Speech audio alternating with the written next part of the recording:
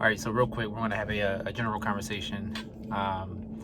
So this is in regards to anyone who has a mission in life. They have a calling, something that they are pursuing, something that is calling them for them to do. The relationship that you choose along this journey is one of the most critical things that you can actually get involved with. And just to be completely honest, choosing the wrong relationship can derail your mission in ways that you cannot even understand yet, right? This is coming from personal experience, so I'm sharing, from things that I've gone through in the past, but then also from observation as well. And so we'll dive into just a few things. I want to say I have a list of about maybe 8 things, give or take, that I wanted to highlight to kind of keep in mind if you are someone who's pursuing your calling, whether it be a mission, a career, a business, anything that you are being led to create, to bring to life, something that your spirit or your soul is asking you to do. There is, you have to be cautious about the relationship that you entertain.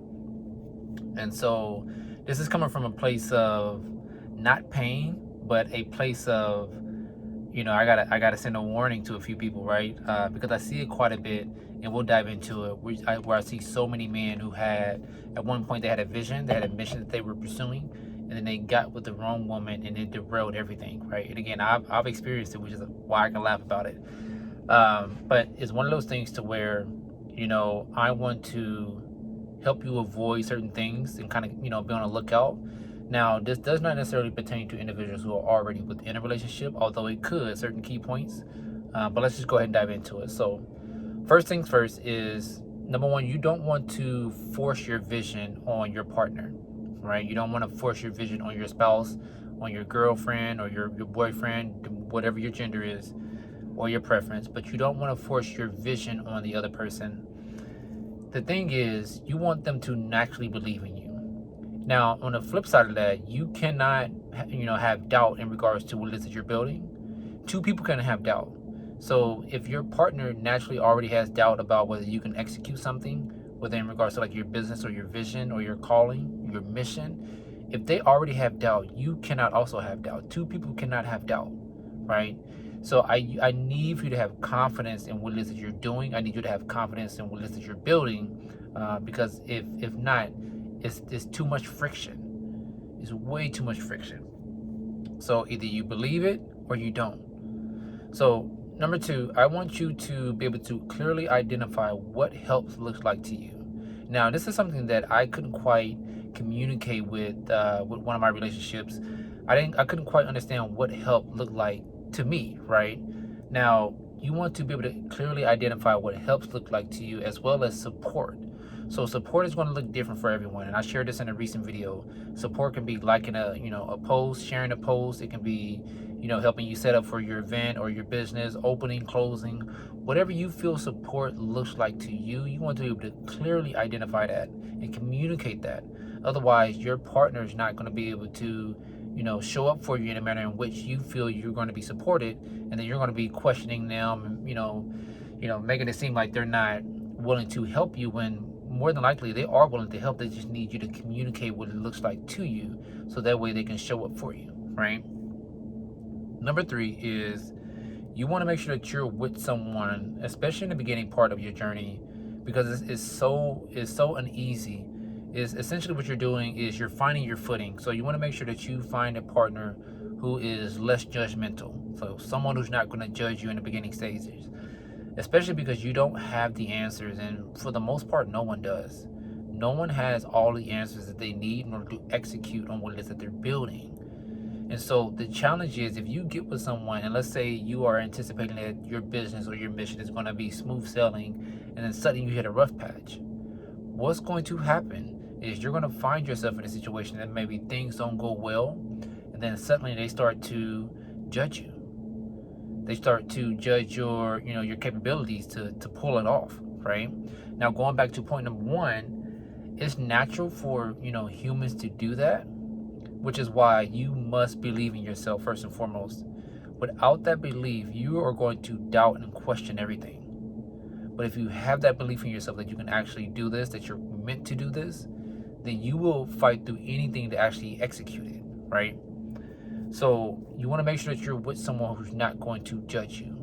less judgmental, and more understanding is going to be a huge benefit, especially because in the beginning of anything that you're aiming to do, there's a learning curve that you have to go through. It's a learning curve, right? Even in shooting these videos that I'm doing, there's a learning curve. I don't have all the answers. I don't know how the software works. So if I'm with someone who's judging the beginning process as if that's the finished process, then I'm already shooting myself in the foot. You're already shooting yourself in the foot, right? Number 4 is include the individual in your progress. Now, this is also something that I did not do, but to be honest, I didn't quite know how to do. And here's where it hit me. I was having a conversation with a group of entrepreneurs, and one of them, he said, I think I had asked a question along the lines of, how did you involve your spouse? Something along those lines. And he said, what I did was, especially in the beginning stages, we had weekly sit-down meetings. So I communicated with my wife. This is, how the business is going. Here's what we're doing this week. Here's what we're doing next week. And then another entrepreneur chimed in that, he did a quarterly sit-down dinner with his wife. So, letting her know how the business is doing financially, what they're working on, things like that. And that's when it really hit me, because I was in one of my previous relationships. She would ask, she wanted to be involved. I didn't know how. Like, I didn't know how to communicate, what support looks like to me around that time. But then also, it made me realize that even if that was the case, I still could give, progress reports. So along your calling, along your mission, whether it be business or something else totally different in life, you want to make sure that you communicate, give them a progress update, even if they're not, actively involved in the day-to-day of the business or of your vision, of your mission, they still want to feel included. It helps them feel included, right? The next thing is, keep in mind, when you're on this journey, you do not want someone who's going to compete against your vision or your mission. Now, here's where I see this happens quite a bit, especially with men who, once had like these massive visions or these dreams that they have, and then suddenly they find themselves in these relationships, and then they stop dreaming, they stop pursuing, right? So when you have a vision or mission that you're pursuing, your partner, the woman that you choose or the man that you choose, is supposed to be an aid along that journey. If you're going this direction and your partner veers off and wants you to go that direction with them, you are already off course. You are now off course. And so I see this happen where men have these visions that they wanted to pursue, something that they wanted to build, and then, the woman that they, decide to mate with veers them off course, and then they are no longer pursuing what they were doing. Now, here's why this is critical, and it was a big aha for me, and I know this is from observation as well, is when you are pursuing something, the woman that enters your life or the man that enters your life, depending on your gender who's watching this, you want them to, essentially be a guide. If not, if they leave and you decided to go that direction with them, now you have to make up ground to get back on track. You have to make up ground just to get back on track. And making up ground is going to look different for everyone. Maybe you have to start from scratch. Maybe it's going to take you a year or two to get back on course. You want to always stay on course, no matter what. The person that is for you, that is in alignment with you and what you're called to do, they will go in the same direction with you, right? So think of it like this. The person that is for you is either going to be, wind, to where you're able to glide towards your destiny, towards your destination, or they're going to feel like a stone on the back of an eagle, right? One is going to feel heavy, the other is going to feel light. The other one's going to keep you focused, keep you, guided in the direction that you're supposed to be going in. The other one's going to take you down. And so, big aha, again, something that I've lived through, something that I, observe as well. Now, the next thing is, I want you to keep in mind that if your partner does not hold you accountable to what it is that you say that you want for yourself, then you have the wrong partner. You have the wrong partner. When it comes to staying on track with what it is that you're supposed to be doing, whether it be mission, calling, whatever it is that you're aiming for, your partner is going to hold you accountable for you to do what it is that you say you want to do. Whether it be your dreams, your vision, they're going to hold you accountable. They're not going to allow you to slack off. They're not going to allow you to take, several days off, because they want what you want for you. What's important to you is also important to them. And when it comes to building anything or pursuing anything that we want to build for ourselves, It's easy to get comfort, to seek comfort, right? But your partner who understands you, to understands that if you don't pursue this thing that is on your heart to do, because they understand you, they know that about yourself, they're going to hold you accountable. One of the worst things that ever happened for most people is that they get with a partner that does not hold them accountable to doing what it is that they say they wanted to do. Then it allows them to, fall down that slippery slope of depression, regret, feeling like, oh, I should have pursued something. Yes, you should have. And then also your partner should have held you accountable.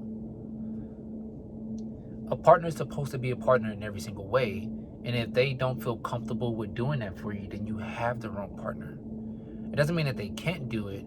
It just means that you have to have that communication, that conversation with them. Here's what I need. Here's what I'm looking to do. Here's what I need from you. Going back to that communication piece that I just mentioned. If you're not able to communicate what it is that you need, how you want your partner to show up in regards to support, in regards to assistance, help, whatever. If you're not able to communicate that, then you're going to be at a disadvantage.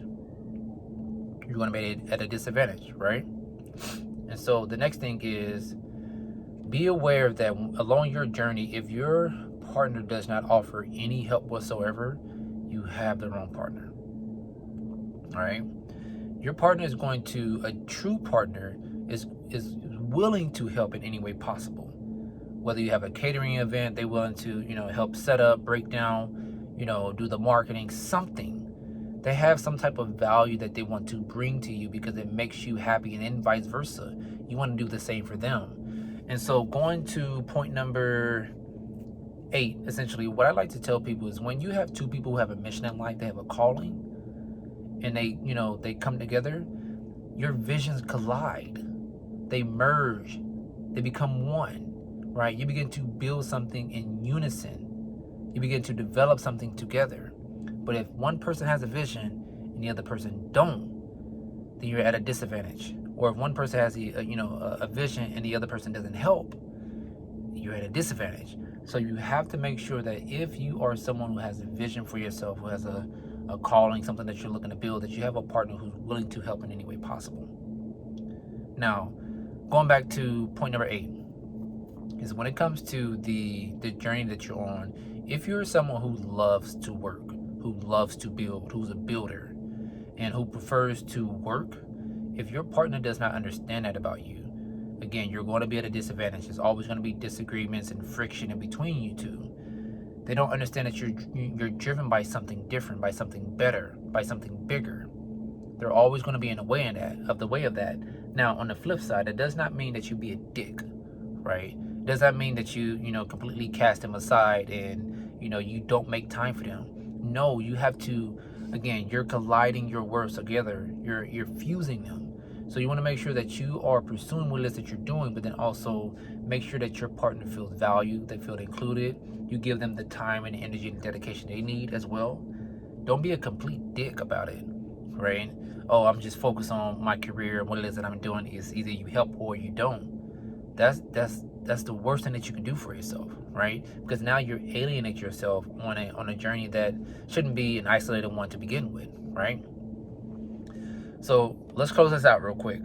When you're choosing a partner, you want to make sure that you are in alignment in every way possible, right? It's that, that classic saying that love is not enough.